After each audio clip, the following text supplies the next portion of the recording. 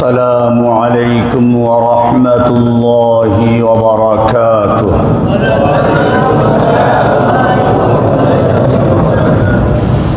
الحمد لله والصلاة والسلام على من لا نبي بعده. আল্লাহ সুবহানাহু ওয়া তাআলার মহান দরবারে লাখ শুকরিয়া জ্ঞাপন করছি, যিনি আমাদেরকে অত্যন্ত ভালোবেসে অত্যন্ত মেহেরবানি করে আজকের মুহররম মাসের দ্বিতীয় জুমাতে মিজমিজি আব্দুস সামাদ মসজিদ, হাজী আব্দুস সামাদ মসজিদে জুমার নামাজ আদায় করার জন্য আসার তৌফিক এনায়েত করেছেন। এজন্য বলি আলহামদুলিল্লাহ। মুহররম মাস এলেই আশুরার কথা মনে পড়ে, আর আশুরা এলেই ভারতবর্ষের মানুষের মাথায় এটা প্রবেশ করে, এই মাসটা শুধুমাত্র ইমাম হুসাইন রাদিয়াল্লাহু তাআলা আনহুর শাহাদতকে কেন্দ্র করে প্রসিদ্ধ, সম্মানিত। একদল মানুষ এই দিবসটিকে এবং এই মাসটাকে ইমাম হুসাইনের শাহাদাতের সঙ্গে খাস করে নেয়, আর একদল মানুষ আবার যারা ওই সময় এর বিরোধী ছিল, ইয়েজিদের পক্ষের লোক ছিল, তারা এই দিবসটিকে ভিন্ন খাতে প্রবাহিত করার জন্য অনেক অতিরঞ্জন করেছে। এই দিবসে কিয়ামত হবে, এই দিবসে আদমকে সৃষ্টি করা হয়েছে, এই দিবসেই আদমকে জান্নাত থেকে নামানো হয়েছিল, এই দিবসেই জান্নাত জাহান্নাম তৈরি হয়েছে, এই দিবসেই চন্দ্র সূর্য গ্রহ নক্ষত্র তৈরি হয়েছে, এরকম অনেক গল্প। এই দিবসে ভালো খেলে পরিবারে সারা বছর ভালো খাওয়া যাবে, অবশ্যই এটার একটা হাদিস আছে, ভালো খাওয়ার একটা হাদিস আছে। মান ওয়াসআ ফীহি, যে ব্যক্তি এই দিবসে তার পরিবারের জন্য ভালো খাবারের আয়োজন করলো, আল্লাহ রাব্বুল আলামিন তাদের সারা বছর ভালো খাবারের আয়োজন করবেন। কিন্তু হাদিসটা অতটা সহিহ না। কেউ সর্বোচ্চ হাসান দরজায় বলেছেন, আর মুহাদ্দিসিনদের কেউ কেউ বলেছেন ইমাম হুসাইন রাদিয়াল্লাহু তাআলা আনহুর শাহাদতকে কেন্দ্র করে যারা খুশি হয়েছিল, ইয়েজিদের বাহিনী, ওরা ভালো করে মানুষকে খাওয়ানোর জন্য, ফুর্তি করার জন্য হাদিস তৈরি করেছে। সেজন্য আজকের আমাদের এই জুমায় পরিষ্কার হতে হবে, মুহররম মাস আশুরা এটা কি শুধুই ইমাম হুসাইন রাদিয়াল্লাহু তাআলা আনহুর শাহাদতকে কেন্দ্র করে সম্মানিত, না ভিন্ন কিছু আছে? আমরা কোরআনকে জিজ্ঞেস করব, সব সমস্যার সমাধান দিতে পারে আল কোরআন। কোরআন কি বলে? আল্লাহ বলছেন সূরা তাওবা 36 নম্বর আয়াত, ইন্না ইদ্দাতাশ শুহুরি ইনদাল্লাহি 12 শাহরান ফি কিতাবিল্লাহ ইয়াওমা খালাকাস সামাওয়াতি ওয়াল আরদ মিনহা আরবাআতুন হুরুম।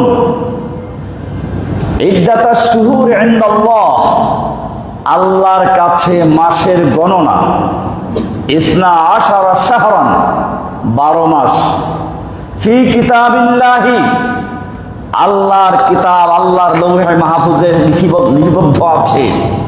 ইয়াওমা খালাকাস সামাওয়াতি ওয়াল আরদ, সেদিনই লেখা হয়েছে যিনি আসমান সমূহ এবং জমিন সৃষ্টি করেন। আরবাআতুন হুরুম, সেই 12 মাসের 4টি মাস হচ্ছে হুরুম, মুহররম, সম্মানিত। এরই একটি মাস হচ্ছে মুহররম। আল্লাহ রাব্বুল আলামিন আসমান জমিন তৈরি করেছেন, আর যেদিন আসমান জমিন তৈরি করেছেন সেদিন আল্লাহ রাব্বুল আলামিন লিখে রেখেছেন ইন্না ইদ্দাতাশ শুহুর ইনদাল্লাহি 12 শাহরান ফি কিতাবিল্লাহি, আল্লাহর কিতাবে বছরে মাস হচ্ছে 12 মাস, যেদিন আল্লাহ আসমান এবং জমিন সৃষ্টি করেছেন। মিনহা আরবাআতুল হুরুম, তার মধ্যে চারটি মাস সম্মানিত। বোঝা গেল ইমাম হুসাইন শুধু না, আল্লাহর নবীর জন্মের আগে, আল্লাহর নবীর জন্মের আগে নয়, আদমের জন্মের 50,000 বছর আগে আল্লাহ রাব্বুল আলামিন তার লৌহে মাহফুজে সংরক্ষিত কিতাবে লিখে রেখেছেন মাস কয়টি? 12টি। এর মধ্যে আশহুরে হারাম কয়টি? 4টি, তার মধ্যে একটি মুহররম। তাহলে বোঝা গেল মুহররম শুধুমাত্র ইমাম হুসাইনের কারণে নয়। এই 4 মাসে যুদ্ধ করা, মারামারি করা হারাম ঘোষণা করা হয়েছিল। জাহিলি যুগের লোকেরা অন্য কিছু না মানলেও এটা তো জানতো 4 মাসে যুদ্ধ করা যাবে না, কিন্তু যুদ্ধ চলমান রয়ে গেছে। তখন আল্লাহকে বলতো, আল্লাহ এই বছর এই মাসটা আমরা এখন না, পরে 1 মাসে পালন করব। মাসকে ঘুরিয়ে দিত। আমরা এরকম করি অনেক ক্ষেত্রে। আল্লাহকে বলি, আল্লাহ এখন এটা সম্ভব না, এটা পরে করবো আমরা। আজকে আমি সেদিকে প্রবেশ করব না, বিষয়ের উপর থাকার চেষ্টা করছি, কারণ গুরুত্বপূর্ণ আলোচনা রয়েছে। আল্লাহ রাব্বুল আলামিন 4টা মাসকে সম্মানিত করেছেন। আল্লাহ রাসূল সাল্লাল্লাহু আলাইহি ওয়াসাল্লাম বুখারী শরীফের 3197 নম্বর হাদিসে, মুসলিমের 1679 নম্বর হাদিসে বলা হয়েছে, আরবাতুহুম সালাসাতুল মুতাওয়ালিয়াত, 4টা হলো ধারাবাহিক, 3টা হলো ধারাবাহিক। 3টা কি? মানে একসাথে। কি কি? যুলকাদা, যুলহিজ্জা, মুহররম। বলুন কি কি? 3টা হচ্ছে একসাথে মুতাওয়ালিয়াত, ধারাবাহিক ভাবে। সেই 3টি মাসের নাম কি? যুলকাদা, যুলহিজ্জা, মুহররম। এরপরে আল্লাহ রাসূল সাল্লাল্লাহু আলাইহি ওয়াসাল্লাম বলছেন, ওয়া রাজব আল্লাযী বাইনা জামাদা ওয়া শাবান, জামাদা এবং শাবানের মাঝখানে যে মাসটি রয়েছে সেই মাস, সেটা হচ্ছে রজব। এভাবে পরিষ্কার করে দিলেন।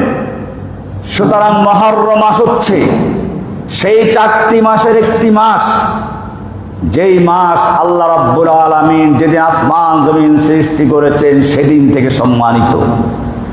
এটা কারো জন্ম, কারো মৃত্যু, কারো শাহাদতকে কেন্দ্র করে নয়। ওরা মাসকে ঘুরিয়ে ফেলেছিল।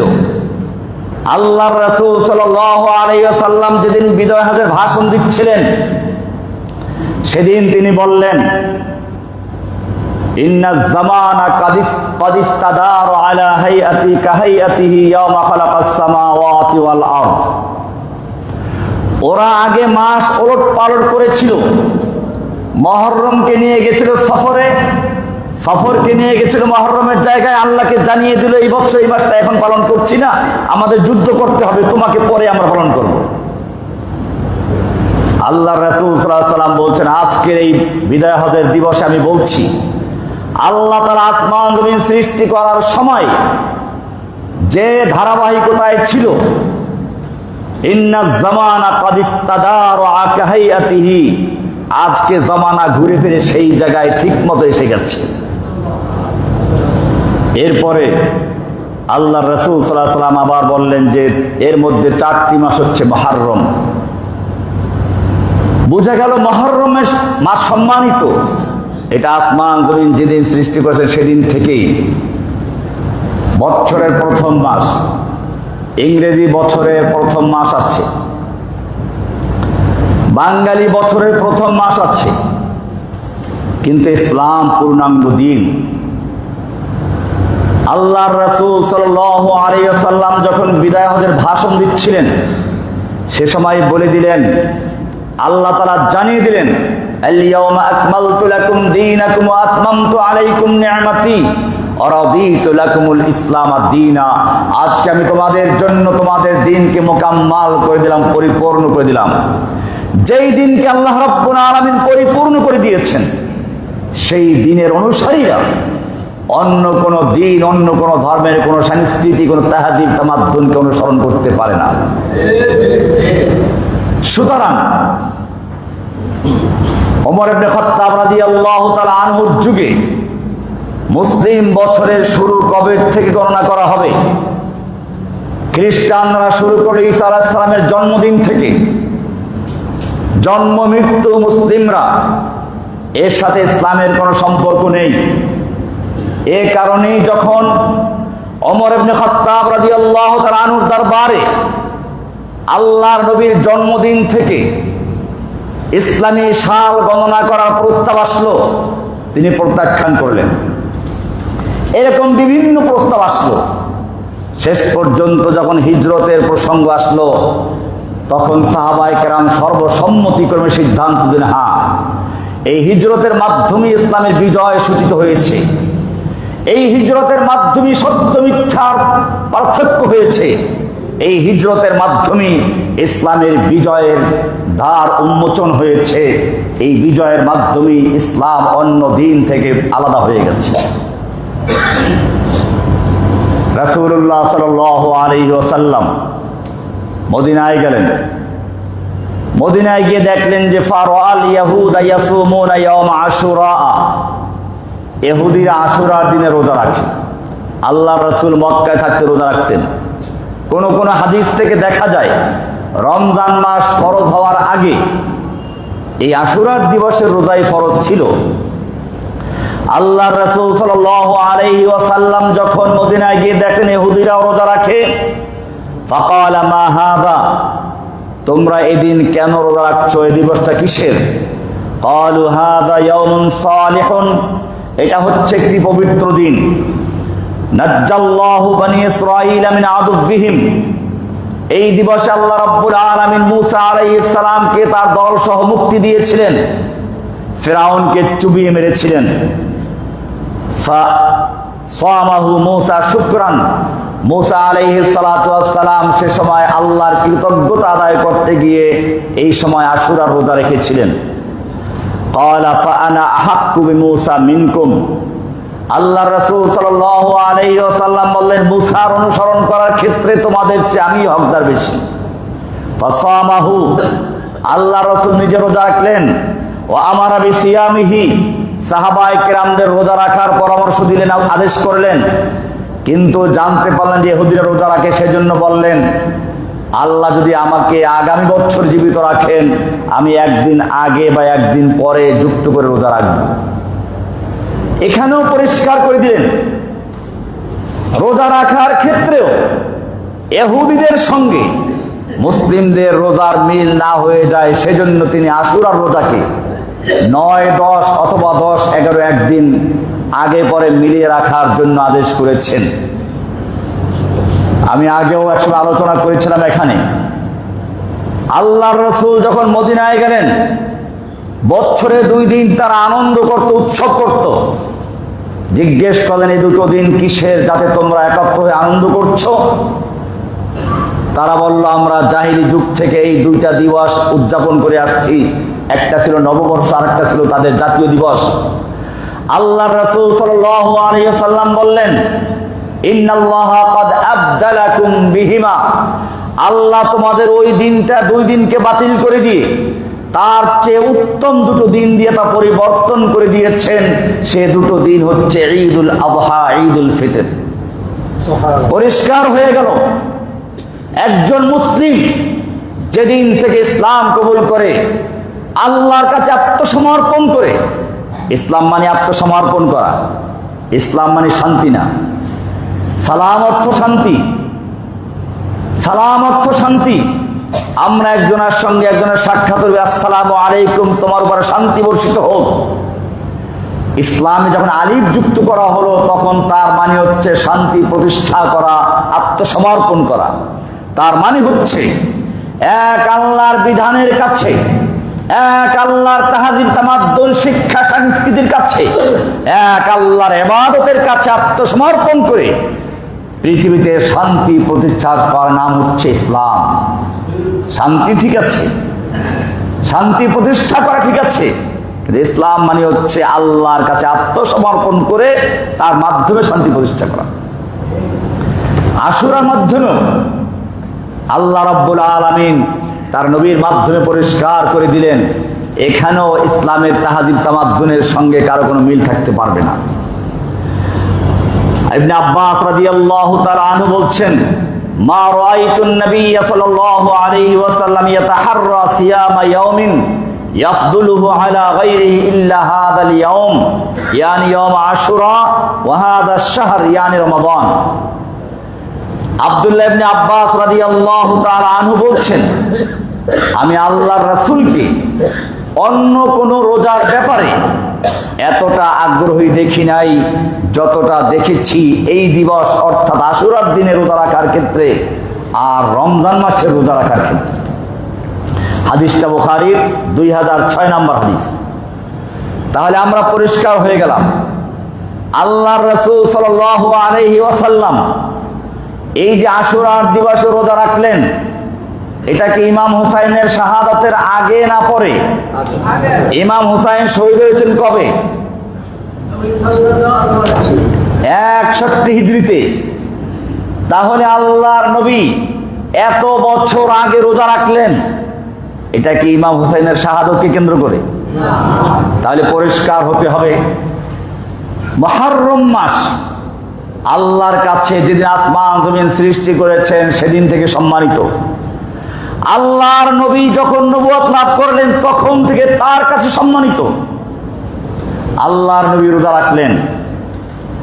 হ্যাঁ, এর সঙ্গে ইমাম হুসাইন রাদিয়াল্লাহু তাআলা আনহু শহীদ হয়েছেন এই দিবসে। আমরা যেরকম বলি শুক্রবারে মৃত্যুবরণ করলে তার মৃত্যুটা ভালো, ঠিক তেমনি ভাবে এই দিবসে ইমাম হুসাইন রাদিয়াল্লাহু তাআলা আনহু শাহাদাত বরণ করার কারণে তার শাহাদাতের মর্যাদাও অতি বেশি বেড়ে গেছে বা মর্যাদা লাভ করেছে। কিন্তু আশুরার দিন আল্লাহর কাছে আগের থেকেই মর্যাদা সম্পন্ন। ইমাম হুসাইন রাদিয়াল্লাহু তাআলা আনহু কেন গেলেন সেখানে? আজকের আমাদের আলোচ্য বিষয়, ত্যাগ চাই মরসিয়া ক্রন্দন চাই না। ত্যাগ চাই মরসিয়া ক্রন্দন চাই না। ইমাম হুসাইন রাদিয়াল্লাহু তাআলা আনহু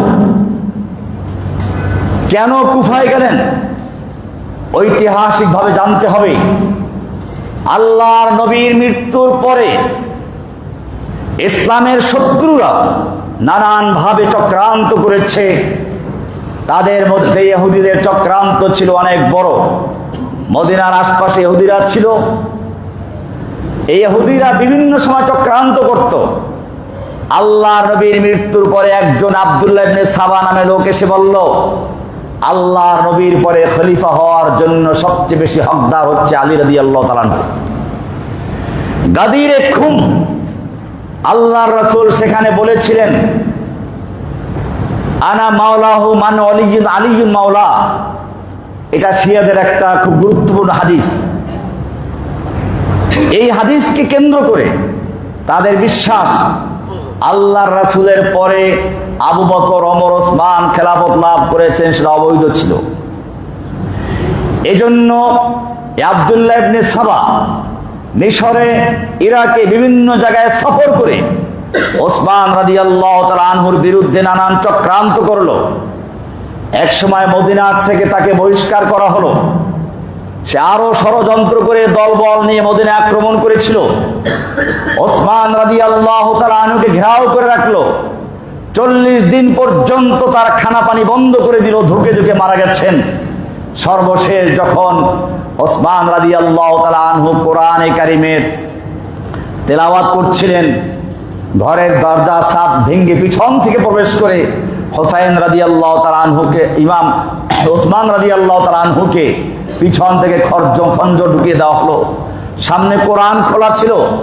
ওসমান রাদিয়াল্লাহু তাআলা আনহু ডানে না বামে না সামনে ঝুঁকে পড়লেন। কোরআন জানিয়ে দিল যে ওসমান সারা জীবন কোরআনকে বুকে ধারণ করেছিল। আজকে তোমার শাহাদাতের মুহূর্তে আমি তোমাকে ভুলে যাচ্ছি না, তোমাকে সঙ্গেই করে নিচ্ছি।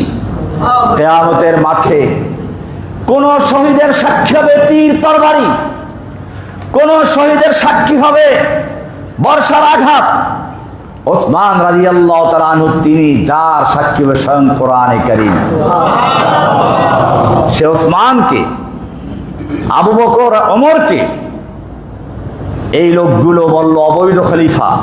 গোটা মুসলিম উম্মাহ যাদেরকে আল্লাহর রাসূলের পরে মেনে নিয়েছেন, তাদের ষড়যন্ত্র চলতে থাকলো। এক সময় এই ওসমানকে হত্যা করে ফেললো, আলীর নামে স্লোগান দিতে লাগলো।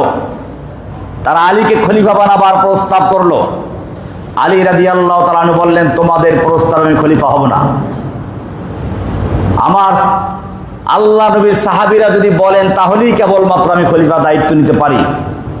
সেই সময় এর চেয়ে উপযুক্ত আর কেউ ছিল না, তাই তাকেই সকলে মেনে নিল। কিন্তু এই লোকগুলো অতি উৎসাহী, যারা আলী রাদিয়াল্লাহু তাআলা আনহুর স্লোগান দিল, ইসলামকে ধ্বংস করার জন্য চক্রান্ত করলো, এই লোকগুলো আলীর পক্ষ নিয়ে নানানভাবে তাকে চাপ সৃষ্টি করলো। শেষ পর্যন্ত ইসলামী খেলাফতের রাজধানী মদিনার থেকে কুফায় স্থানান্তর করা হলো।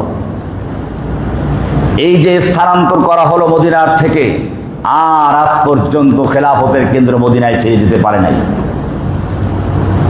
ইহুদিদের ষড়যন্ত্র নতুন নয়, শিয়াদের ষড়যন্ত্র নতুন নয়।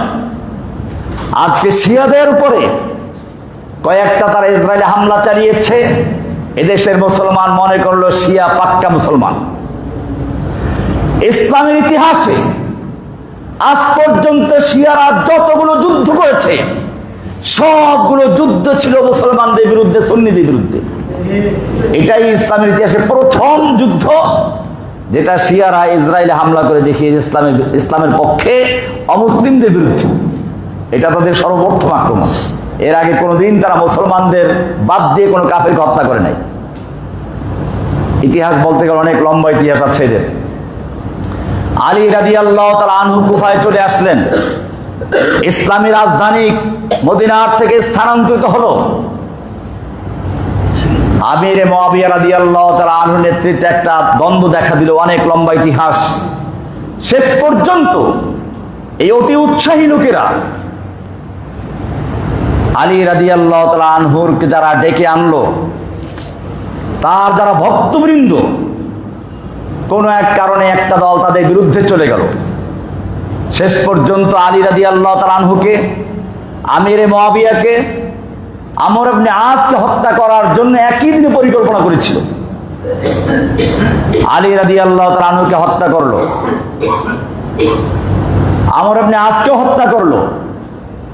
আমিরে মুআবিয়া রাদিয়াল্লাহু তাআলা সেদিন মসজিদে যেতে পারেন নাই, তার পরিবর্তে অন্য একজনকে তাকে হত্যা করে বসল। এভাবেই চক্রান্ত সামনে চলল। আলী রাদিয়াল্লাহু তাআলা আনহুর পরে হাসান রাদিয়াল্লাহু তাআলা আনহু খলিফা হলেন। তিনি দেখলেন একদিকে ইরাক সিরিয়াতে আমিরে মুআবিয়ার নেতৃত্বে একটা বিদ্রোহ শুরু হয়েছে। তিনি আমিরে মুআবিয়াকে ডাকালেন, বললেন যে দেখো, মুসলিম উম্মাহ বিভক্ত হোক তা আমি চাই না। যদি খেলাফতের উপযুক্ত আপনি হন, আপনাকে দিয়ে দিলাম, আর আমি হলে আমারটা আপনাকে দান করে দিলাম, খলিফা আপনি। আল্লাহর রাসূল সাল্লাল্লাহু আলাইহি ওয়াসাল্লাম বলেছিলেন, আমার এই নাতি ইবনি, আমার এই ছেলে, আমার এই সন্তান, আমার এই নাতি, এর মাধ্যমে আল্লাহ তাআলা মুসলিমদের দুইটা দলের মধ্যে ঐক্য তৈরি করে দিবেন। সেটাই হয়েছে। মুসলিমদের ঐক্যবদ্ধতা এটা অত্যন্ত বড় গুরুত্বপূর্ণ বিষয়। আল্লাহ সুবহানাহু ওয়া তাআলা কোরআনে পরিষ্কার বলেছেন, ওয়াতাসিমু বিহাবলিল্লাহি জামিআন ওয়া লা তাফাররাকু, তোমরা আল্লাহর রজ্জুকে, আল্লাহর রশিকে ঐক্যবদ্ধভাবে ধারণ করো, পরস্পর বিচ্ছিন্ন হইও না। রশিটা কি? আল্লাহ একটা পাটের রশি বা লোহার রশি ঝুলিয়ে দিয়েছেন, ওটা সকলে একসাথে ধরবো নাকি? রশিটা কি? ওয়াতাসিমু বিহাবলিল্লাহ, তোমরা আল্লাহর রজ্জুকে ঐক্যবদ্ধভাবে ধারণ করো।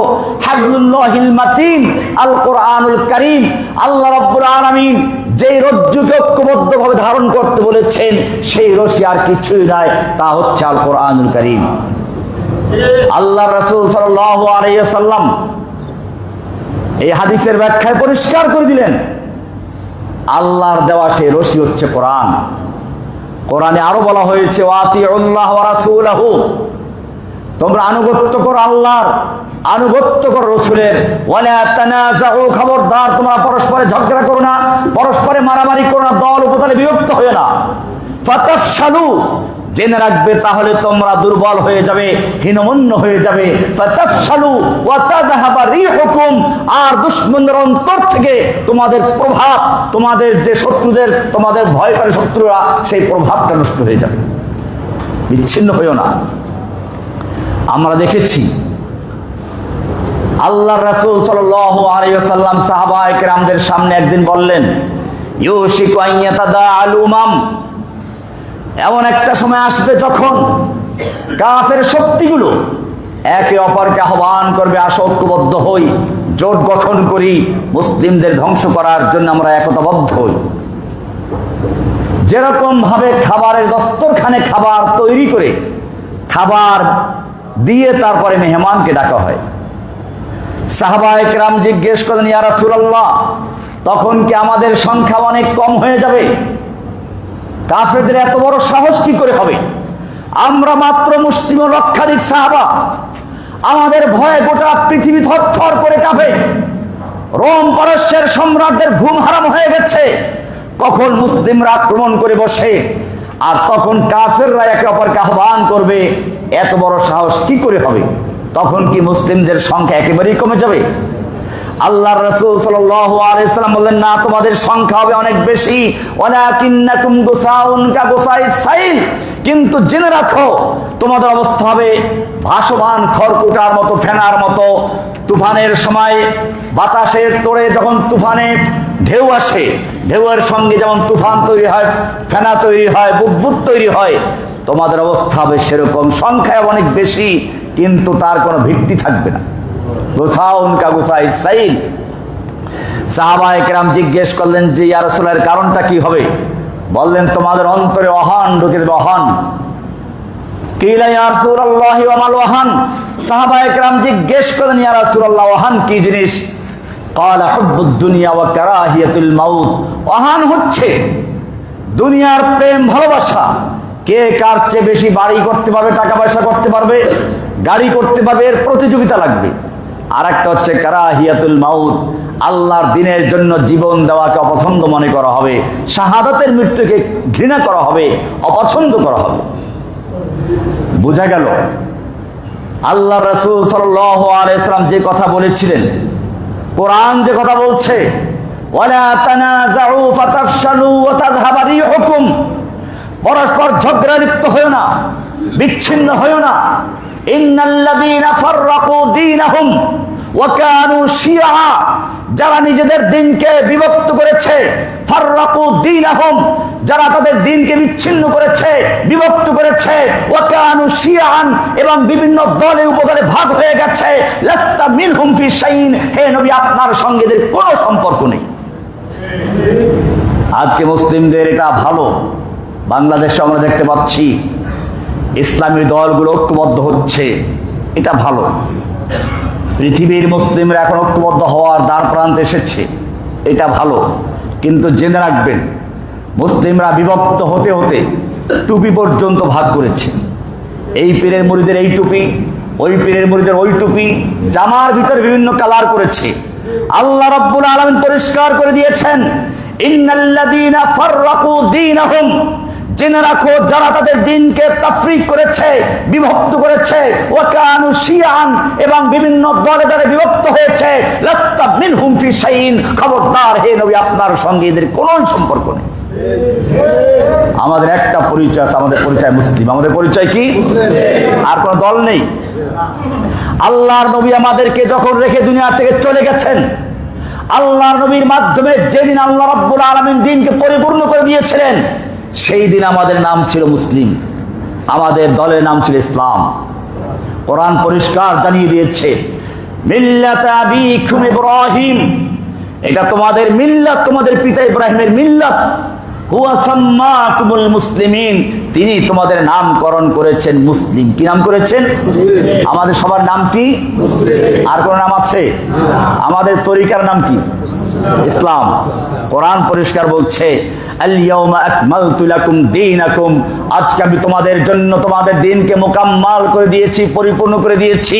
ওয়া আতমামতু আলাইকুম নি'মাতি, এবং তোমাদের উপরে আমার যে ধারাবাহিক নিয়ামত বর্ষণ হচ্ছিল, ওহী নাযিল হচ্ছিল, আজকে তা সমাপ্ত করে দিলাম। ওয়া রাদিতু লাকুমুল ইসলাম দীনা, এবং তোমাদের জন্য কিয়ামত পর্যন্তের জন্য তোমাদের একটা দিন দিলাম, জীবন ব্যবস্থা দিলাম, জীবন বিধান দিলাম, যার নাম হচ্ছে ইসলাম। যার নাম কি? শুধু এই পর্যন্তই বলেন, আর বলেছেন ইন্নাদ দীনা ইনদাল্লাহিল ইসলাম, আল্লাহর কাছে একমাত্র শুধুমাত্র দিন হচ্ছে কি? ইসলাম। আমাদের সকলের পরিচয় কি? আমরা মুসলিম। আমাদের পরিচয় কি? আর কোন পরিচয় আছে? কোন দলীয় পরিচয় থাকবে? কোন দলীয় পরিচয় নাই। দাওয়াত দিব ইসলামের দিকে। কার দিকে? কোরআন পরিষ্কার বলেছে, ওমান আহসানু কওলাম মিম্মান দাআ ইলাল্লাহি ওয়া আমিলা সালিহান ওয়া ক্বালা ইন্নানি মিনাল মুসলিমিন। ওই ব্যক্তির চেয়ে ভালো কথা আর কার হতে পারে যে মানুষকে আল্লাহর দিকে আহ্বান করে, ওয়া আমিলা সালিহান, এবং নিজে সৎ আমল করে, নেক আমল করে, ওয়া ক্বালা ইন্নানি মিনাল মুসলিমিন, এবং সে এই পরিচয় দেয় আমি একজন মুসলিম। কোরআন আরো বলছে, কুল হাযিহি সাবিলি আদউ ইলাল্লাহ, বলো এটাই আমার রাস্তা, আমি আল্লাহর দিকে আহ্বান করছি। এটা আমার রাস্তা, আল্লাহর দিকে আহ্বান করছি। আহ্বান করো কার দিকে? না কোনো দলের দিকে, না কোনো ব্যক্তির দিকে, কোনো ব্যক্তির মুরিদ হওয়ার জন্য না, কোন দলের সদস্য হওয়ার জন্য নয়। কোরআন পরিষ্কার বলেছে, কুল হাযিহি সাবিলি, বলে এটাই হচ্ছে আমার রাস্তা, আদউ ইলাল্লাহ, আমি আল্লাহর দিকে মানুষকে আহ্বান করি, আলা বাসীরাতিন, জেনে বুঝে, আনা ওয়া মান ইত্তাবানি, এটা কর্মসূচি। আল্লাহ বলছেন বলে দাও এটা আমার কাজ, এবং কিয়ামত পর্যন্ত যারা আমার অনুসরণ করবে তাদের কাজ। অনেকেই জিজ্ঞেস করে, সাহেব কি কাজ করব? কি কাজ করব? এই কাজ দেওয়ার জন্য তোমার আমার উপরে আল্লাহ তাআলা দায়িত্ব দেন নাই। কোরআনের সূরা ইউসুফের 108 নম্বর আয়াতে পরিষ্কার করে দিয়েছেন, বল আপনি জানিয়ে দিন, যারা আপনার কাছে কাজ চাবে, কিয়ামত পর্যন্ত প্রশ্ন করবে কি কাজ করব, কি আমল করব, তাদের জানিয়ে দিন হাযিহি সাবিলি, এটাই হচ্ছে আমার রাস্তা, আদউ ইলাল্লাহ, আমি আল্লাহর দিকে মানুষকে আহ্বান করব। আহ্বান হবে কার দিকে? আলা বাসীরাতিন, জেনে বুঝে। ইনশাআল্লাহ বাসির উপরে আলোচনা ভিন্নভাবে করব, এই জেনে বুঝের কি অর্থ। এরপরে বলেছেন আনা ওয়া মান ইত্তাবানি, এই কাজ আমার, এই কাজ আমার ফলোয়ারদের। আনা ওয়া মান ইত্তাবানি, আমার কাজ এটা, এবং কিয়ামত পর্যন্ত যারা আমার অনুসারী দাবি করবে, যারা মুসলিম দাবি করবে, প্রত্যেকের এই কাজ আল্লাহর দিকে আহ্বান করা। ভাইরা আমার, অতি উৎসাহী লোকেরা আলী রাদিয়াল্লাহু তাআলা আনহুকে ডেকে নিয়ে এরপরে একদল তার থেকে বিরুদ্ধে চলে গেল, খাওয়ারেজ নাম হয়ে গেল। আলীর অতি উৎসাহী ভক্ত। এই ভক্তরাই যখন আবার আমিরে মুআবিয়া রাদিয়াল্লাহু তাআলা আনহু মারা গেলেন, ইয়াজিদ খলিফা হলো, হুসাইন রাদিয়াল্লাহু তাআলা আনহু মদিনাতে ভালোই ছিলেন, আল্লাহর নবীর পরিবার শান্তিতেই ছিল। এই লোকেরা ইমাম হুসাইনের কাছে পত্র লিখতে শুরু করলো, ইয়াজিদকে আমরা খলিফা মানব না, আপনাকে বায়াত দিব, আপনি চলে আসুন। হুসাইন রাদিয়াল্লাহু তাআলা আনহু বিষয়টা পরীক্ষা করার জন্য তার চাচাতো ভাই মুসলিম ইবনে আকিলকে পাঠালেন, গিয়ে দেখো। মুসলিম আসলেন, 18,000 লোক ইমাম হুসাইনের নামে মুসলিম ইবনে আকিলের হাতে বায়াত দিয়ে দেয়। তিনি পত্র লিখলেন, ইমাম হুসাইন রাদিয়াল্লাহু তাআলা আনহু চলে আসবেন। বড় বড় সাহাবায়ে কেরাম, ইবনে আব্বাস, আব্দুল ইবনে ওমর, এরকম অনেক বড় বড় সাহাবায়ে কেরাম বললেন, খবরদার আপনি ওখানে যাবেন না, ওরা আপনার আব্বাকে হত্যা করেছে, আপনার ভাইয়ের সাথে চক্রান্ত করেছে, আপনাকে ওরা খুন করবে, আপনি যাবেন না। এমনকি কোন কোন সাহাবায়ে কেরাম বললেন, দেমাহুম, ওরা আলী হুসাইন বললেন আমাকে ওরা ভালোবাসে, ওরা বায়াত দিয়েছে। ইমাম হুসাইন রাদিয়াল্লাহু তাআলা আনহু আসবেন, আব্দুল্লাহ ইবনে আব্বাস রাদিয়াল্লাহু তাআলা আনহু গিয়ে বললেন, শুনুন, ওরা আপনাকে ভালোবাসে, এতে আমাদের কোনো আপত্তি নেই, সন্দেহও নেই, কিন্তু জেনে রাখবেন যখন ইয়াজিদের পক্ষ থেকে চাপ আসবে, পরীক্ষা আসবে, জীবন দেওয়ার প্রশ্ন আসবে, সন্তানকে এতিম করার প্রশ্ন আসবে, স্ত্রীকে বিধবা করার প্রশ্ন আসবে, তখন তারা আপনাকে ছেড়ে দিয়ে ইয়াজিদের পক্ষে গিয়ে দাঁড়াবে। তখন তাদের অন্তরটা আপনার সঙ্গেই থাকবে, তলোয়ারটা আপনার বিরুদ্ধে থাকবে। দিমাউহুম সুয়ুফুহুম মা'ক আলাইকা ওয়া কুলুবুহুম মা'কা, কুলুবুহুম মা'ক ওয়া সুয়ুফুহুম আলাইক। তাদের তলোয়ার থাকবে আপনার বিপক্ষে আর অন্তর থাকবে আপনার জন্য। হোসাইন রাদিয়াল্লাহু তাআলা আসবেন। তারা বললেন যে না, যদি আপনি তারপরও যান তাহলে মেয়ে লোকদেরকে, সন্তানদেরকে, শিশুদেরকে রেখে চলে যান। আসলেন। এবারে আমার প্রশ্ন, ইমাম হুসাইন রাদিয়াল্লাহু তাআলা আনহুকে যারা আহ্বান করেছিল তারা নিশ্চয়ই ইমাম হুসাইনের ভক্তবৃন্দ ছিল। তারা সকলেই আলী রাদিয়াল্লাহু তাআলা আনহুর ভক্তবৃন্দ ছিল। তারা সকলেই, এই ভক্তের আরবি হচ্ছে শিয়া, শিয়াতু আলী, আলীর দল। শিয়া মানি দল, শিয়া মানি ভক্ত, শিয়া মানি অনুরাগী। তাহলে শিয়াতু আলী, শিয়া মানি হচ্ছে আলীর দল, আলীর ভক্ত, আলীর অনুসারী। বোঝা গেল আলী রাদিয়াল্লাহু তাআলা আনহুর অনুসারী যারা শিয়া ছিল তারাই ইমাম হোসাইনকে দাওয়াত দিয়েছে। আলী রাদিয়াল্লাহু তাআলা হোসাইনকে যারা ভালোবাসতো তারাই তাকে দাওয়াত দিয়েছেন। এবারে শুনুন, হোসাইন রাদিয়াল্লাহু তাআলা আনহু আসলেন। তিনি পথেই জানতে পেরেছিলেন মুসলিমকে হত্যা করা হয়েছে। ইয়াজিদের পক্ষ থেকে কুফার গভর্নর ছিল নোমান ইবনে বাশির রাদিয়াল্লাহু তাআলা, একজন ভালো সাহাবী, অত্যন্ত ভালো সাহাবী। তাকে অপসারণ করানো হইল ওখান থেকে। তার জায়গায় ওবাদুল্লাহ ইবনে জিয়াদকে নিয়োগ দেওয়া হলো। ইবনে জিয়াদ ছিল চালাক লোক। রাতের বেলায় ইমাম হুসাইনের পোশাক যেরকম সেই রকম পোশাক পরে শান শৌকতে কুফায় প্রবেশ করলো। লোকেরা মনে করলে ইমাম হুসাইন এসেছে, স্বাগত জানালো। রাজপ্রাসাদে গিয়ে তার লোকদেরকে বলল গোয়েন্দা পাঠাও সব জায়গাতে, কারা কারা তার অতিভক্ত আছে, কারা আহ্বান করেছে, সবাইকে জানিয়ে দাও এই রাতের ভিতরে এজিদের হাতে বায়াত দিবে, সবগুলো মেরে ফেলা হবে। ভয়ে সবগুলো আল্লাহর নবীর নাতি ইমাম হোসাইনকে আহ্বান করে দাওয়াত দিয়ে যখন তিনি পথে আসার কাছাকাছি এসে গেলেন, তারা বায়াত প্রত্যাহার করে সব এজিদের বায়াত হয়ে গেল। ইমাম হোসাইন রাদিয়াল্লাহু তাআলা আনহু সেই ময়দানে তাদের নাম ধরে ধরে ডেকেছেন, এই অমুকের ছেলে অমুক, তুমি কি আমাকে আহ্বান করো নাই? তুমি আমাকে দাওয়াত দাও নাই? আমি তো এমনিতে আসি নাই। তিনি একটা খুতবা দিলেন, যে খুতবার শুরু ছিল এরকম, আলহামদুলিল্লাহ রাব্বিল আলামিন ওয়াসসালাতু ওয়াসসালামু আলা মুহাম্মাদিন ওয়া আলিহি তাহিরিন আইয়ুহান নাস ইন্নী লা আরাল মাউতা ইল্লা শাহাদা। আমার সামনে এখন শাহাদাতের মৃত্যু ছাড়া আর কোনো রাস্তা নেই।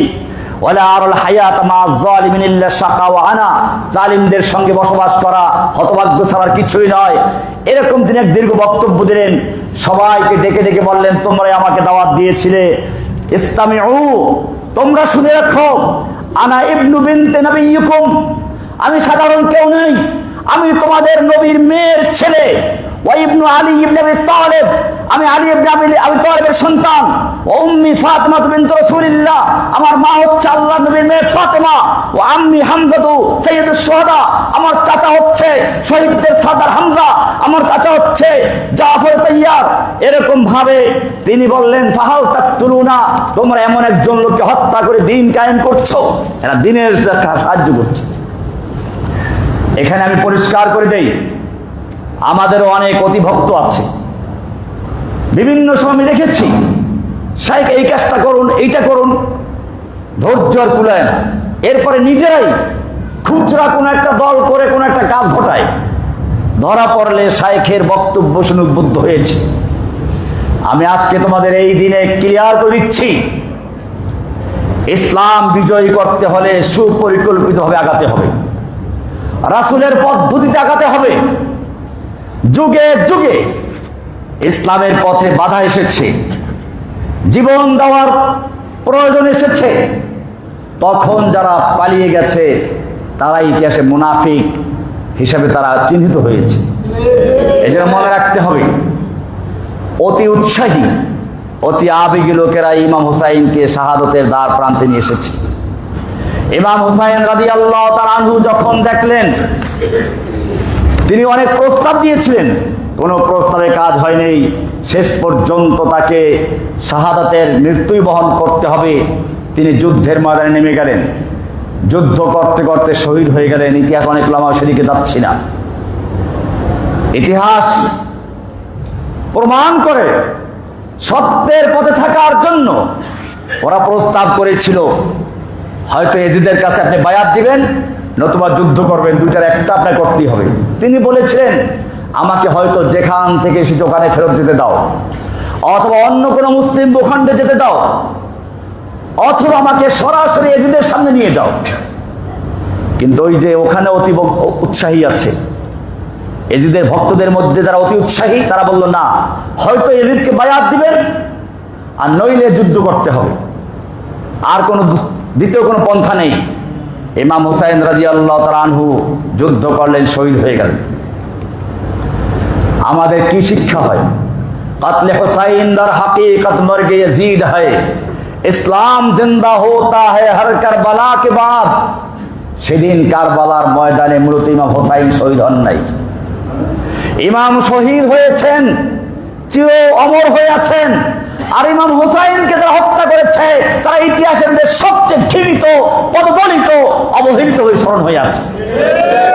যুগে যুগে এটাই হয়েছে। আজকে একদল লোক এজিদের নামে আবার রাহমাতুল্লাহ আলাইহি বলা শুরু করেছে। এটা পরিষ্কার। এজিদের দরবারে যখন হুসাইনের লাশ নেওয়া হলো, মাথা নেওয়া হলো, তিনি কান্নাকাটি করেছেন, পরিবারের সদস্যদেরকে পুরস্কৃত করেছেন, ভালো আচরণ করেছেন, মদিনায় পাঠিয়ে দেওয়ার ব্যবস্থা করেছেন। এইটা দেখে খুশি হওয়ার কোনো কারণ নেই।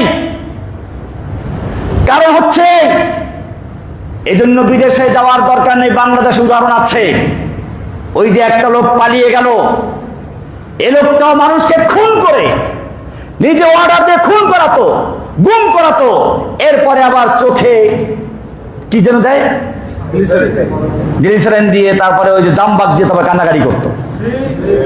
এজিদের কান্না আর হাসিনার কান্নার মধ্যে আমার কাছে কোনো পার্থক্য মনে হয় না। কারণ যদি সত্যিকার অর্থে সেই ইমাম হুসাইনের জন্য তার কোনো একটু মহব্বত থাকতো, তাহলে কেন সেদিন সে নোমান ইবনে বশীরের মতো সাহাবী, যে আল্লাহ নবীকে ভালোবাসে, নবীর পরিবারকে ভালোবাসে, তাকে ওখান থেকে অপসারণ করে ওবায়দুল্লাহ বিন জিয়াদের মতো একটা খুনিকে সেখানে নিয়োগ দিয়েছিল। অনেকে আছে ইয়াজিদের পক্ষে কথা বলতে গিয়ে বুখারীর একটা রওয়ায়াত দলিল পেশ করে। উম্মে হারাম বিনতে মিলহান, আনাস রাদিয়াল্লাহু তাআলা আনহুর মা, খালা, তার ঘরে আল্লাহ রাসূল বিশ্রাম নিচ্ছিলেন। স্বপ্নে দেখলেন, দেখে তিনি সজাগ হয়ে গেলেন। বললেন যে আমার উম্মতের একটা গ্রুপ, একটা দল সমুদ্রপথে রাজকীয় অবস্থায় যুদ্ধ করতে যাচ্ছে। তারা সকলেই ক্ষমাপ্রাপ্ত হবে, তারা ক্ষমাপ্রাপ্ত হবে। উম্মে হারাম বিনতে মিলহান বলেন, ইয়া রাসূলুল্লাহ, দোয়া করুন আমি যেন সেই দলের মধ্যে থাকি। আল্লাহ রাসূল দোয়া করলেন, আবার ঘুমিয়ে পড়লেন, আবার ওরকম স্বপ্ন দেখলেন। উনি এবার দ্বিতীয়বার বলেন, আমাকে দোয়া করে আমি যেন সেই দলের সাথেও থাকতে পারি। আল্লাহ রাসূল বলেন, না, তুমি প্রথম দলের সঙ্গে থাকবে। তার মানে উনি ওই যুদ্ধে গিয়ে মারা যাবে। পরে তাই হয়েছে। প্রথম যুদ্ধ হয় এই বর্তমান যে তুরস্কের রাজধানী, ওটার আমাদের কুস্তুনতুনিয়া নাম ছিল, ইস্তাম্বুল যেটা, এইখানে প্রথম নদীপথে যুদ্ধ হয়। ওই যুদ্ধে এই উম্মে হারাম বিনতে মিলহান ছিলেন। ফিরে আসার সময় তার ঘোড়ায় ওঠার সময় পড়ে মারা গেছেন। এই যুদ্ধ সম্পর্কে আল্লাহ রাসূল ভবিষ্যৎবাণী করেছেন। এবং কোন কোন ইতিহাস থেকে দেখা যায় এখানে ইয়াজিদও ছিল। এই হাদিসের কারণে ইয়াজিদকে জান্নাতি বলে খেতাব দেওয়া হয়, রাহমাতুল্লাহ আলাইহি বলা হয়, রাদিয়াল্লাহু তাআলা কেউ বলতে থাকে। আমি আপনাদের পরিষ্কার করে দেই, এই হাদিসে বলা হয় নাই যে ওই যুদ্ধে যারা অংশগ্রহণ করবে তারা প্রত্যেকেই মাগফিরাত পাবে। এই হাদিসে এটা পরিষ্কার করা হয় নাই। একটা হচ্ছে সামগ্রিক, এই যুদ্ধে যারা যাবে তাদের জন্য ক্ষমা আছে। এখানে প্রত্যেকেই এটা পাওয়া জরুরি নয়, এটাকে বলে আকসারি হুকুম। এছাড়া ওই যুদ্ধে যে ইয়াজিদ ছিল তার নিশ্চয়তাও দেওয়া হয় নাই, তার নাম ওখানে নিশ্চয়তা করা হয় নাই, হাদিসে বলা হয় নাই। সুতরাং এই হাদিসের কারণে যেই লোকটা আল্লাহর নবীর নাতির প্রতি এতটুকু সহমর্মী দেখাতে পারলো না, সাহাবী নোমানকে সেখান থেকে সরিয়ে দিয়ে ওবায়দুল্লাহ বিন জিয়াদের মতো খুনিকে নিয়োগ দিল। এরপরে ইমাম হুসাইনকে এই পর্যন্ত গেল, তার মধ্যে খবর নেওয়া প্রয়োজন মনে করলো না। সেই ইয়াজিদের পক্ষে দালালি করা। আমি এবার পরিষ্কার করে দেই, ইয়াজিদকে আমি খুনিও বলছি না, সরাসরি খুন সে করে নাই। আবার ইয়াজিদকে হোসাইনের খুনের থেকে মুক্ত বলা যায় না। এই কারণে যারা সালাফদের মধ্যে যারা মুতাদিল, যারা মধ্যমপন্থী, তারা পরিষ্কার করে দিয়েছেন তিলকা দিমাউন, ওটা একটা রক্তপাত ঘটে গেছে। তাহহারাল্লাহু আইদিয়ানা, ওই রক্তে আমাদের হাতকে আল্লাহ রঞ্জিত করেন নাই। ফালা নুলাত্তিখু আলসিনাতানা, এখন ওই ব্যাপারে কথা বলে রাহমাতুল্লাহ আলাইহি বলে বা লানাতুল্লাহ বলে আমি আমার জিহ্বাকে রঞ্জিত করতে চাই না। তিলকা দিমাউন, ওটা একটা রক্তপাত যা ঘটে গেছে। তাহহারাল্লাহু আইদিয়ানা, সেই রক্তে আল্লাহ আমাদের হাতকে রঞ্জিত করেন নাই। ফালা নুলাত্তিখু ওয়ালা নুলাব্বিসু আলসিনাতানা, এখন সেই ব্যাপারে কথা বলে আমি আমার জিহ্বাকে রঞ্জিত করতে চাই না। এটাই হচ্ছে আমাদের অবস্থা। আমরা তাওয়াক্কুফ, না রাহমাতুল্লাহ আলাইহি বলবো, না লানাতুল্লাহ আলাইহি বলবো, না ইয়াজিদকে ইমাম হুসাইনের খুনি বলবো, না আবার একেবারে নির্দোষ বলবো। এখানে একটা প্রবণতা দেখা যায়, ইয়াজিদকে কিভাবে জান্নাতে নেওয়া যাবে সে ব্যাপারে রহমাতুল্লাহ আলাইহি কিভাবে বলা যাবে হাদিস দিয়ে দলিল পেশ করা হয়। আবার অপরদিকে আল্লাহর নবীর মা বাবার প্রসঙ্গ আসলে তখন কেমনে জাহান্নামে নেবে সেই চেষ্টা করে। যদি প্রশ্ন করা হয় আল্লাহ নবীর মা বাবা কোথায়, তাকে হাদিস আছে, আল্লাহ রসুলকে একজন সাহাবী জিজ্ঞেস করেছিলেন, ইয়া রাসূলুল্লাহ, আমার আব্বা আম্মা জাহিলি যুগে মারা গেছে, তারা কোথায়? তো আল্লাহ রসুল বলেন তারা জাহান্নামে। তো লোকটা বললো আপনার আব্বা আম্মা কোথায়, এটা খেপে গেছে।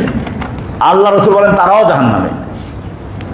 এই হাদিসটি বুখারীতেও আছে, গুরুত্বপূর্ণ হাদিসের সহিহ কিতাবে আছে।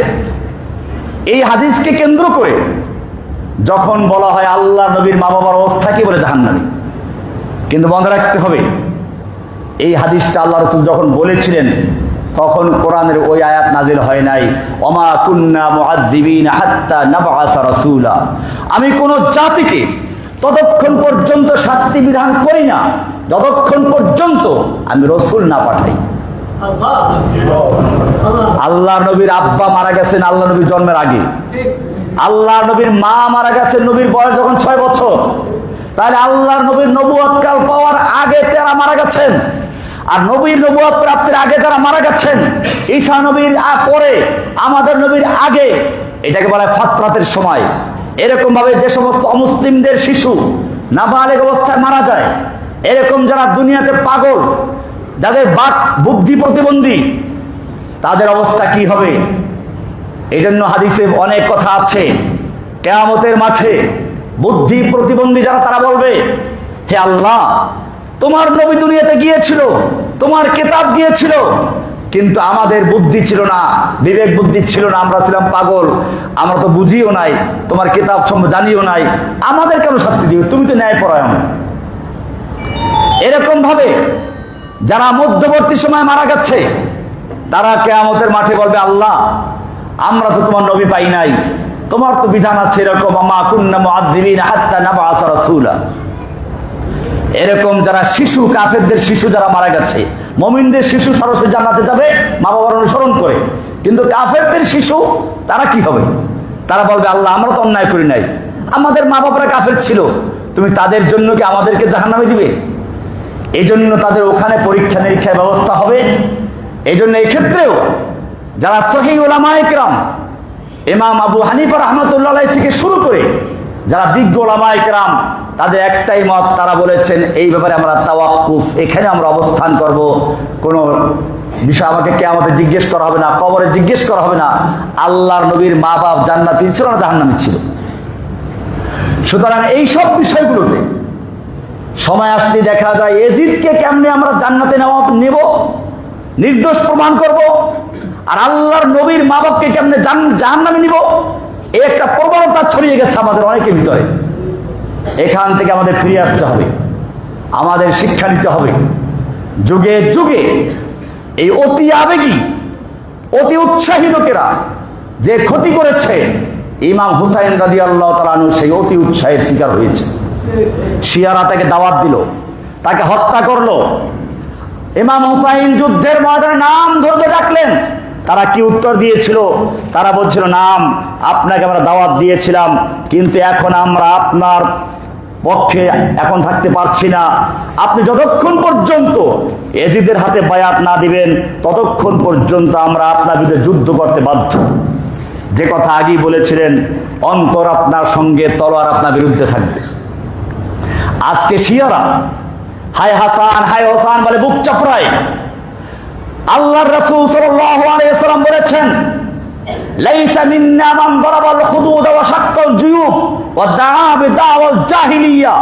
ওই ব্যক্তি আমার উম্মতের অন্তর্ভুক্তি নয় যারা বুক চাপড়ায়, গাল চাপড়ায়, বুক ফাড়ে, জামা ছিঁড়ে ফেলে। লাইসা মিন্না, আল্লাহ রাসূল বলেছেন, লাইসা মিন্না মান লাতাবাল হুদুদ ওয়া শাক্কাল জুয়ুব ওয়া দাআ বিদাওয়াল জাহিলিয়া। বুখারীর 1294 নম্বর হাদিস, মুসলিমের 103 নম্বর হাদিস। আল্লাহ রাসূল পরিষ্কার করে দিয়েছেন, যে ব্যক্তি গাল চাপড়ায়, বুক চিরে, জামা ছিঁড়ে ফেলে, লাইসা মিন্না, সে আর যতই যা হোক, যত মহব্বত দাবি করুক, শিয়া হোক, সুন্নি হোক, যেই হোক না কেন, লাইসা মিন্না, সে আমাদের মুসলিমদের অন্তর্ভুক্তই নয়। আজকে শিয়ারা যখন মিছিল করে তখন তাদের মিছিলে ইমাম হোসাইনের এটা পাওয়া যায়, রুমাল পাওয়া যায়, পাগড়ি পাওয়া যায়। আপনার বাড়ি যদি চুরি হয়, চোর ধরা গেল না, কিন্তু চুরিকৃত মাল একজনের বাড়িতে পাওয়া গেছে, কারো বাড়িতে আপনার টাকা পাওয়া গেল, কারো বাড়িতে গরু পাওয়া গেল, কারো বাড়িতে ছাগল পাওয়া গেল। বুঝতে হবে, চোর যদিও জানা নেই, মাল যেই ঘরে পাওয়া গেছে চোর সে ঘরেই আছে। ইমাম হুসাইনকে যারা হত্যা করেছে আমরা জানি না কারা হত্যা করেছিল, কিন্তু যখন দেখলাম শিয়াদের মিছিলে ইমাম হুসাইনের পাগড়ি, ইমাম হুসাইনের দুলদুলের সেই লাগাম, ইমাম হুসাইনের তলোয়ার, তারা আমাদের বুঝতে বাকি নেই যাদের ঘরে ইমাম হুসাইনের তলোয়ার, চোর তাদের ঘরে, খুনি তাদের ঘরে, যাদের ঘরে ইমাম হুসাইনের পাগড়ি, চোর তাদের ঘরে, ইমাম হুসাইনের খুনি তাদের ঘরে, যাদের ঘরে ইমাম হুসাইনের ঘোড়ার লাগাম, ইমাম হুসাইনের খুনি তাদের ঘরে। সুতরাং শিয়ারা ইমাম হুসাইনকে হত্যাও করবে, আবার হায় হাসান হায় হোসেন, ওয়া হোসাইন ওয়া হোসেনা এসব স্লোগান দিবে। উম্মার সঙ্গে প্রতারণা করা, মুসলিম উম্মাকে ধোঁকা দেওয়া, যুগে যুগে শিয়ারা এই কাজই করেছে। মুসলিমদের মনে রাখতে হবে, শোক পালন করা, আল্লাহর রাসূল সাল্লাল্লাহু আলাইহি ওয়াসাল্লাম বলেছেন, যে কেউ মারা গেলে 3 দিনের বেশি শোক পালন করা জায়েজ নেই, শুধুমাত্র স্ত্রী ছাড়া।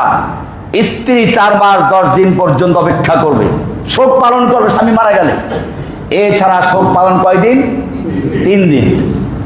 সুতরাং এই যে শয়তানের কতগুলো কাজ চলে, আগুন মুখে ছেড়ে দেওয়া, বুক চাপড়ানো, এগুলো ইসলামের তাহাদিদ তামাদ্দুন নয়।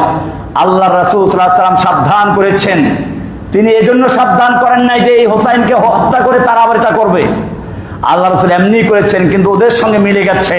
লাইসা মিন্না মান দারাবাল হুদুদ ওয়া শাক্কাল জুয়ুব ওয়া দাআ বিদাওয়াল জাহিলিয়া।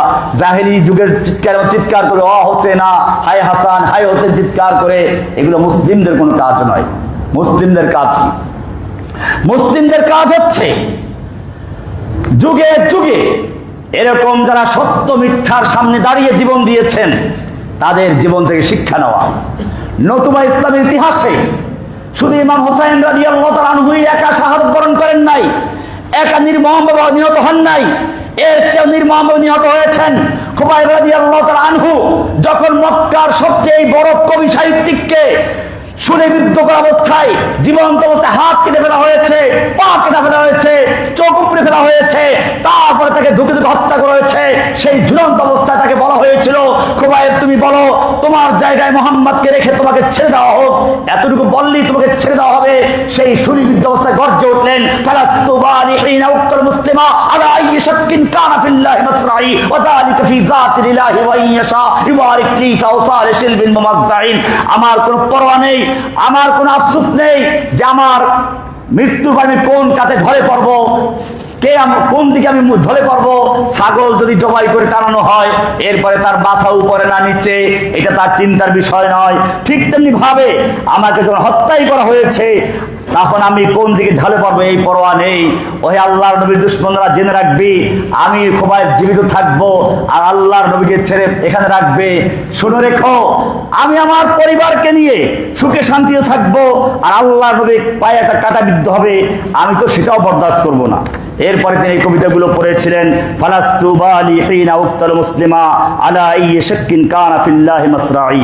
হামজা রাদিয়াল্লাহু তাআলা আনহু উহুদের যুদ্ধে শাহাদাত বরণ করলেন, তার বুক চিরে কলিজা বের করে তারপরে হিন্দা চাবিয়েছিল। কই হামজার জন্য তো হায় হাসান হায় হাসান যেমন করা হয়, হামজার জন্য ওয়া হামজা তো বলা হচ্ছে না। সুমাইয়া রাদিয়াল্লাহু তাআলা আনহা ইসলামের প্রথম শহীদ, লজ্জাস্থানে বর্ষা দিয়ে আঘাত করে হত্যা করা হয়েছে, কই তাকে তো স্মরণ করা হচ্ছে না। এরকম ভাবে ওসমান রাদিয়াল্লাহু তাআলা আনহুকে 40 দিন পর্যন্ত বন্দী রেখে দুকে দুকে হত্যা করা হয়েছে, পানি বন্ধ করা হলো। যেই মদিনার সবচেয়ে দামি কূপটা ওসমান নিজের টাকা দিয়ে খরিদ করে দিয়েছিলেন, সেই কূপে তাকে পানি পান করে দেওয়া হয় নাই। এই ওসমানের জন্য তো আমরা ওসমানের নামে কোনো স্লোগান দিতে শুনি নাই। আমরা দেখছি না ওসমানকে রক্ষা করতে গিয়ে সেদিন 15 জন সাহাবী আরো জীবন দিয়েছিলেন, তাদের জন্য তো আমরা দেখি না। জাফর তৈয়ার, আব্দুল্লাহ বিন রওয়াহা, যায়েদ বিন হারেসা, এরকম ভাবে মুতার যুদ্ধে, ইয়ামামার যুদ্ধে, উহুদের যুদ্ধে যারা শহীদ হয়েছেন, তাদের নামে তো আমরা কোনো স্লোগান দেখি না। আমরা শুধু ওয়া হোসেনা ওয়া হাসানা। এর মানে কি? এর মানে হচ্ছে ইসলামকে বিভক্ত করে, ইসলামকে আল্লাহর নবীর তরিকাতে সরিয়ে ইহুদি চক্রান্তে যে শিয়াদের জন্ম হয়েছিল, আজ পর্যন্ত শিয়ারা ইসলামের সেই চক্রান্ত বাস্তবায়ন করেই যাচ্ছে। আমি বলতে চাই, শিয়া এখন বিশ্বের রাজনৈতিক কারণে ঐক্যবদ্ধ হতে পারে, এটা আমি পরিষ্কার করে দেই। ভারতবর্ষে যখন ইংরেজদের সঙ্গে যুদ্ধ চলছিল, তখন ভারতের বিজ্ঞ ওলামায়ে কেরাম ইংরেজদের বিরোধিতা করতে গিয়ে কংগ্রেসের নেতৃত্বে যুদ্ধ করছিলেন। এদেরই মধ্যে একজন ছিলেন ইমাম হোসাইন আহমদ মাদানী রহমাতুল্লাহ আলাইহি, দেওবন্দের যিনি বড় আলেম ছিলেন। তাকে জিজ্ঞেস করলেন, আপনি কংগ্রেস করেন? তিনি বলেছিলেন, শুধু কংগ্রেস নয়, আমি যদি দেখি একটা সাদা ইংরেজকে একটা কালো কুকুর ঘেউ ঘেউ করে তাড়াচ্ছে, আমি সেই কালো কুকুরকে সমর্থন যোগাবো, কারণ সে একটা ইংরেজকে তাড়াচ্ছে সেজন্য। আমি পরিষ্কার করে দেই, বর্তমানে বাইতুল মুকাদ্দাসে ফিলিস্তিনি মুসলিমদের উপর যে অত্যাচার হচ্ছে, ইহুদিরা যে অত্যাচার করে যাচ্ছে, নিজেদেরকে অপ্রতিদ্বন্দ্বিত মনে করছিল, সেখানে বর্তমান সময়ে ইরানিরা, শিয়ারা তাদের মোকাবেলায় যুদ্ধ করছে। এক্ষেত্রে যুদ্ধের কারণে, রাজনৈতিক কারণে আমরা শিয়াদের পক্ষ অবলম্বন করতে পারি, এটা এরকমই। এখানেও বলবো, আমি যদি দেখি একটা ইহুদি সৈন্যকে একটা কালো কুকুর ঘেউ ঘেউ করে তাড়িয়ে নিচ্ছে, আমি সেই কালো কুকুরের সঙ্গে সমর্থন করব, তার পিছনে সহযোগিতা করব, কারণ সে একটা ইহুদিকে তাড়া করে যাচ্ছে। ঠিক তেমনি ভাবে বর্তমান সময়ে শিয়া নয়, যদি অন্য কেউ যদি এরকম একটা ইহুদিকে তাড়া করে যায়, আমরা তার পক্ষে সমর্থন করতে পারি। এটা হচ্ছে রাজনৈতিক ঐক্য। কিন্তু আকীদার ক্ষেত্রে মনে রাখতে হবে, এই ক্ষেত্রে আবার ইহুদির পক্ষে যাওয়ার কোনো সুযোগ নেই। সব ক্ষেত্রে বাড়াবাড়ি আর ছাড়াছাড়ি, আমি সেটা আজকে ক্লিয়ার করতে চাই। কোন ক্ষেত্রে ঐক্য? আল্লাহর নবী সাল্লাল্লাহু আলাইহি ওয়াসাল্লাম যখন মদিনায় রাষ্ট্র গ্রহণ করলেন, সে সময় রোম এবং পারস্যের মধ্যে যুদ্ধ চলছিল। বর্তমান যেমন আমেরিকা, রাশিয়া দুটো সুপার পাওয়ার, এরকম ভাবে আল্লাহর নবীর যুগে ছিল রোম পারস্য, যুদ্ধ চলছে। রোমানরা ছিল আহলে কিতাব, খ্রিস্টান, আর পারস্য এরা ছিল অগ্নিপূজক। এই অগ্নিপূজকরা যুদ্ধে বিজয় লাভ করলো। মক্কার লোকেরা খুশি হয়ে গেল। তারা বলল, আহলে কিতাব এবং অগ্নিপূজকদের মধ্যে যেরকম ভাবে অগ্নিপূজকরা বিজয় লাভ করেছে, ঠিক মুহাম্মাদের সঙ্গে আহলে কিতাব আর আমাদের মক্কার মূর্তি পূজকদের মধ্যে যুদ্ধ চলছে, আমরা বিজয় লাভ করব। আল্লাহ রাসূল সাল্লাল্লাহু আলাইহি ওয়াসাল্লামকে আল্লাহ সান্ত্বনা দিলেন, কোরআনের এটা মুজিজা। আল্লাহ তাআলা জানিয়ে দিলেন, সূরা রোম নাযিল হলো। শুরুর আয়াত করে পড়বেন, গুলিবাতির রোম, রোম পরাজিত হয়েছে। করেছে, কিন্তু তারা কয়েক বছর 10 বছর বিদায় ছিলেন, সর্বোচ্চ 10 বছর, বেতন বলা 3 থেকে 10 বছরকে, 3 থেকে 10 বছরের মধ্যে আবার রোমানরা বিজয় লাভ করবে, এবং তা করেছিল। আল্লাহ রাসূল সাল্লাল্লাহু আলাইহি ওয়াসাল্লাম বললেন, রোমানরা বিজয় লাভ করবে অচিরে অল্প দিনের মধ্যেই, এবং সেদিন আমরাও বলবো যে মুসলিমরাও বিজয় লাভ করবে, মক্কা বিজয় করেছিল। এটা মুজিজা, কোরআনের মুজিজা, আল্লাহ নবীর মুজিজা, সেটাই হয়েছিল। আমি বলতে চাই, আহলে কিতাবদের সঙ্গে যখন অগ্নিপূজকদের যুদ্ধ হচ্ছিল, আল্লাহর নবী তখন আহলে কিতাবদের রোমানদের পক্ষ নিয়েছিলেন। ঠিক বর্তমানে ইহুদিদের সঙ্গে শিয়াদের যুদ্ধ হচ্ছে, আল্লাহর নবী যেরকম ভাবে রোমানদের পক্ষ নিয়েছিলেন, মুসলিম শাসকদের উচিত হবে, মুসলিম উম্মার উচিত হবে এই ক্ষেত্রে শিয়াদের পক্ষ নেওয়া, ইহুদিদের পক্ষ নেওয়া নয়। এটাই হচ্ছে পরিষ্কার বিষয়। আকীদার ক্ষেত্রে শিয়াদের সঙ্গে আমাদের কোনো সমঝোতা নেই। শিয়াদের আকীদা অনেক মারাত্মক আকীদা। শিয়ারা 12 ইমাম বিশ্বাস করে। তারা ইরানের যে শাসক, যারা 12 ইমাম মানে কি?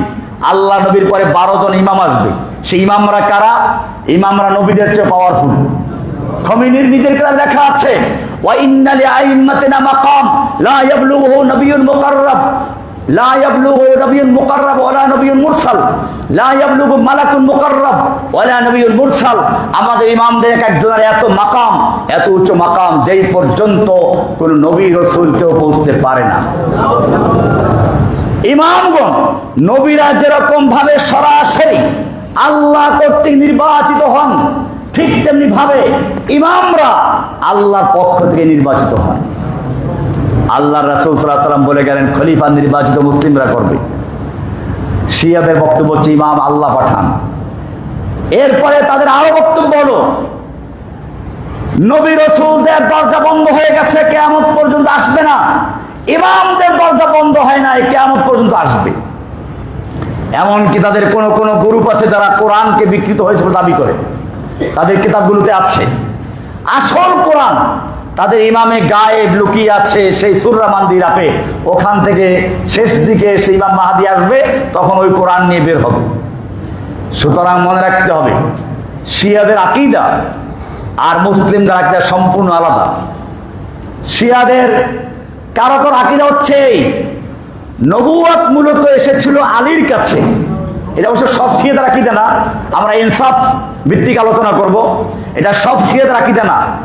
শিয়াদের একটা গ্রুপের আকীদা, আল্লাহ তাআলা জিবরাইলকে পাঠাইছিলেন মূলত আলীর কাছে, কিন্তু জিবরাইল ভুল করে গেছেন মুহাম্মদের কাছে সাল্লাল্লাহু আলাইহি ওয়াসাল্লাম। এরপরে তাদের এই যে বক্তব্য, আলীর আল্লাহ রাসূলের পরে খলিফাতু বিলা ফসল, এটা ওদের আযানেও আছে। আশহাদু আন্না আলিয়ান ওলিউল্লাহ খলিফাতু রাসূলিল্লাহ বিলা ফসল। আযান শুনে শুনে আযানটা দেয়। তার মানে কি? আমি জিজ্ঞেস করতে চাই, আল্লাহর নবীর মৃত্যুর পরে 3 জন সাহাবী যদি অবৈধ হয়, আলী রাদিয়াল্লাহু তাআলা নিজে কেন তাদের বায়াত দিয়েছিলেন? আলী বায়াত দেন নাই? ওই খলিফাদেরকে আলীও বায়াত দিয়েছিলেন। ওসমান রাদিয়াল্লাহু তাআলা আনহুকে হেফাজত করার জন্য তার দরজায় আলী রাদিয়াল্লাহু তাআলা তার 2 ছেলে হাসান ও তাকে পাহারাদার বানিয়েছিলেন।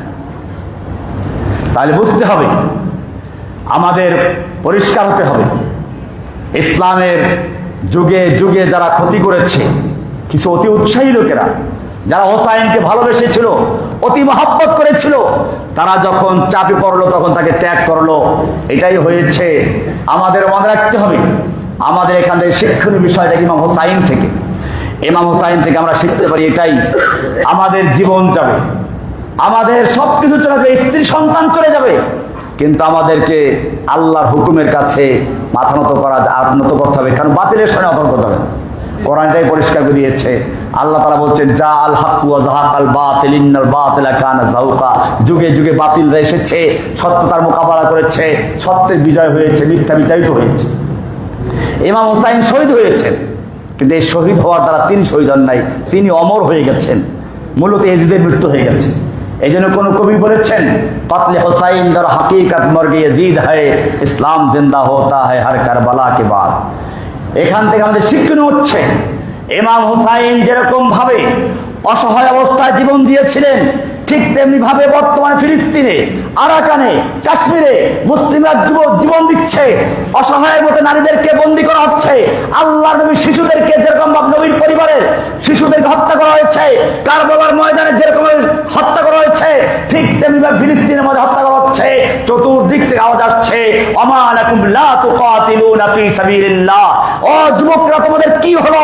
লা তুকাতিলুনা ফি সাবিলিল্লাহ, তোমরা আল্লাহর রাস্তায় যুদ্ধ করছো না, লড়াই করছো না। ওয়াল মুস্তাদাফিনা মিনার রিজাল ওয়ান নিসা ওয়াল বিলদান, অথচ অসহায় নারী পুরুষ, অসহায় বৃদ্ধ লোকেরা ফরিয়াদ করে বলছে, রব্বানা আখরিজনা মিন হাযিহিল ক্বরিয়াতিজ যালিমা আহলুহা। হে আমাদের রব, তুমি আমাদেরকে জালিম অধ্যুষিত জনপদ থেকে রক্ষা করো, জালিমদের হাত থেকে বাঁচাও। ওয়াজআল লানা মিন লাদুনকা ওয়ালিয়্যা, ওদের হাত থেকে বাঁচানোর জন্য আমাদেরকে নেতা পাঠাও। ওয়াজআল লানা মিন লাদুনকা নাসীরা, আমাদের জন্য তোমার পক্ষ থেকে সাহায্যকারী পাঠাও। হে যুবকেরা, তোমাদের সেই ইমাম হোসাইনের ত্যাগ আজকে আহ্বান জানাচ্ছে সূরা নিসার এই 75 নম্বর আয়াতের মাধ্যমে আল্লাহ তাআলা জানিয়ে দিলেন। এজন্য বলছে, ফির তুঝে একবার করনি হে জাহাঁ কি রাহবরি, উঠ খুদা কে নাম লেকর ফির আলম বরদারবান। ইমাম হোসাইনের এই শাহাদাতের থেকে শিক্ষা নিয়ে আবার তোমাকে বাতিলের মোকাবেলার জন্য দাঁড়াতে হবে। ফির তুঝে একবার করনি হে জাহাঁ কি রাহবরি, ওঠো, দুনিয়া বিশ্বের নেতৃত্ব নেওয়ার জন্য তোমাকে আবার দাঁড়াতে হবে। আল্লাহর নাম নিয়ে দাঁড়িয়ে যাও, যেভাবে ইমাম হোসাইন দাঁড়িয়েছিল, যেভাবে যুগে যুগে মোহাম্মদ বিন কাসেমরা দাঁড়িয়েছিল, খালিদ বিন ওয়ালিদরা দাঁড়িয়েছিল, যেভাবে তারেক বিন জিয়াদ দাঁড়িয়েছিল। সবক पर फिर सदाकत का, अदालत का, शजाअत का लिया जाएगा काम तुझसे, दुनिया के इमामत का। এটাই হচ্ছে আজকের শিক্ষা। ওয়ালা তাহিনু ওয়ালা তাহজানু ওয়া আনতুমুল আ'লাউনা ইন কুনতুম মুমিনিন, তোমরা ভয় পেও না, চিন্তান্বিত হইও না, তোমরা হবে বিজয়ী যদি তোমরা কি থাকতে পারো, মুমিন হতে পারো। কোরআন বলছে পরিষ্কার। সুতরাং আমাদের আজকের এই মুহররম থেকে, আশুরা থেকে শিক্ষা নিতে হবে, বাতিলের সামনে আপোষ নয়, বাতিলের কাছে মাথা নত নয়। मर्द मोमिन बातिल से हरगिज़ खौफ खा सकता नहीं, सर कटा सकता है लेकिन सर झुका सकता नहीं। কোন মুমিন বাতিলের কাছে মাথা নত করে না, মাথা কাটাতে পারে, মাথা নত করতে জানে না। हर सिमत में चलती किरणों ने अफसों ने शबे गम तोड़ दिया, अब जाग उठे हैं दीवाने, दुनिया को जगा कर दम लेंगे। আজকে যুবকরা জেগেছে। এই জুলাই আগস্টে একদল যুবক জীবন দিয়েছে, বাংলাদেশে এক স্বৈরাচারকে বিদায় করেছে। এটাই কবি বলেছেন, हर सिमत में चलती किरणों ने अफसों ने शबे गम तोड़ दिया, अब जाग उठे हैं दीवाने, আল্লাহর পাগলরা জেগেছে, দুনিয়া को जगा कर दम लेंगे, গোটা বাংলাকে পুনর্বার জাগিয়ে দেব ইনশাআল্লাহ। জাগাতে হবে, ইমাম হোসাইনের ত্যাগ স্বীকার করতে হবে, এটাই শিক্ষা দিয়েছেন। सोए चाहे कफीर अब कुछ भी हो, हर हाल में अपना हक लेंगे, इज्जत से जीना है तो जी लेंगे या जाम शहादत पी लेंगे। এটাই ইমাম হোসেনের শিক্ষা। सो चाहे कफीर अब कुछ भी हो, যাই হোক না কেন, জান যাবে, স্ত্রী যাবে, সন্তান যাবে, সব কিছু চলে যাবে। सो चाहे कफीर अब कुछ भी हो, हर हाल में अपना हक लेंगे, সত্যের উপর অটল থাকবো, নিজের অধিকার আমরা আদায় করেই ছাড়বো। ইজ্জত সে জিনা है तो जी लेंगे, হয়তো সম্মানের সঙ্গে ইমানের সঙ্গে বেঁচে থাকবো, ইয়া জামে শাহাদাত পি लेंगे, অথবা শাহাদাতের মর্যাদা লাভ করব। ইমাম হোসেনের শিক্ষা এটাই। নাহনুল্লাযীনা বায়াউ মুহাম্মাদা, এটাই ছিল সাহাবীদের স্লোগান, কবিতা, হাদিস শুনুন। নাহনুল্লাযীনা বায়াউ মুহাম্মাদা, আমরা সে জাতি যারা আল্লাহর নবীর হাতে হাত রেখে বায়াত করেছি।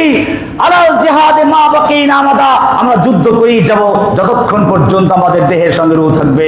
আল্লাহ তাআলা আমাদের সকলকে আশুরার থেকে, মুহররম থেকে এই শিক্ষা গ্রহণ করার তৌফিক দান করুন।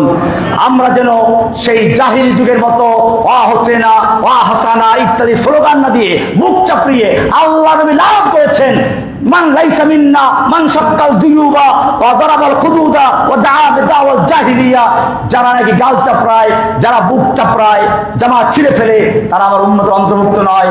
এই শিরকি জাহিলি বিদআতের রসুলকে পরিহার করে ত্যাগ চাই, মরসিয়া করন্দন চাই না, এরপর আমল করার তৌফিক দান করুন। আমিন। ওয়া সাল্লাল্লাহু তাআলা আলা নবিয়িনা মুহাম্মদ ওয়া আলা আলিহি ওয়া সাহবিহি আজমাইন।